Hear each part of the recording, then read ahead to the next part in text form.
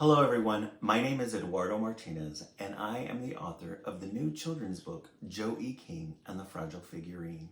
In today's premiere episode, we're going to talk about how to use the book.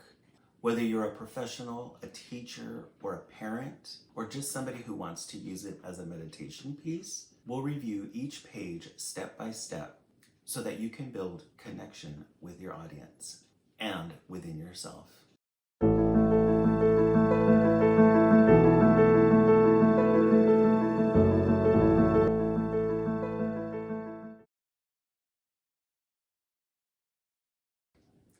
Joe E. King and the Fragile Figurine.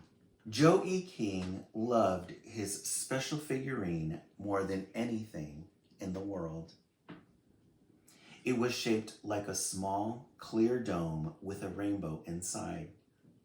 When he shook it, shimmering glitter swirled through the liquid, catching the light like tiny stars.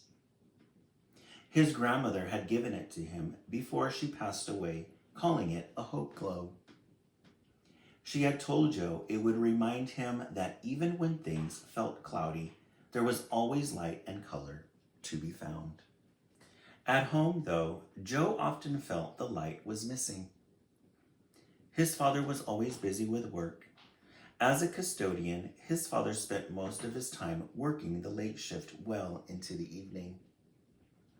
Whenever Joe tried to talk about his day or ask for help with his feelings, his dad would just brush him off. "Not now, Joe. I have to go to work," he'd say. Joe felt like he didn't have anyone to share his thoughts with, except his figurine. One sunny morning, Joe decided to take his figurine to school for show and tell. He wanted to share its magic with his classmates and tell them about his grandmother's special message. His teacher, Miss Woods, encouraged her students to share things that mattered to them, and Joe felt safe in her classroom. At recess, Joe sat on a bench, carefully holding the figurine in his hands and tilting it to watch the glitter swirl. That's when Aaron and Jennifer, two of his classmates, walked up. "Hey, Joe, what's that?" Aaron asked, pointing to the figurine.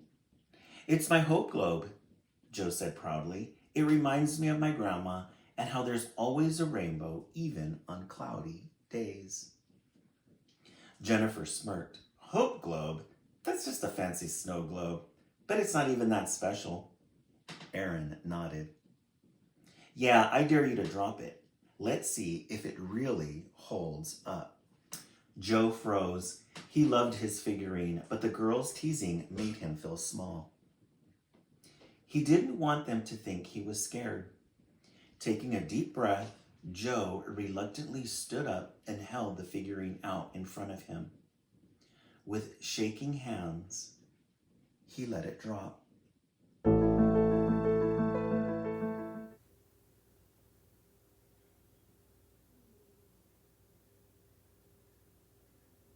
One of the things that I enjoy most about doing read-alouds is the first page. Sometimes when you get a children's book, you get one or two lines. In this case with Joe E. King, we have these two paragraphs here. So we're going to get a lot of information at the beginning of the story. So one of the things that I knew I would have to do is recap or summarize what the front page was all about. What are the main details of the story? So a summary would sound something like this. So what are some of the things that we've learned about Joe so far? We know that Joe has his hope globe and he really loves it. He probably loves his mom and dad very much, but this is one of the things that he really enjoys.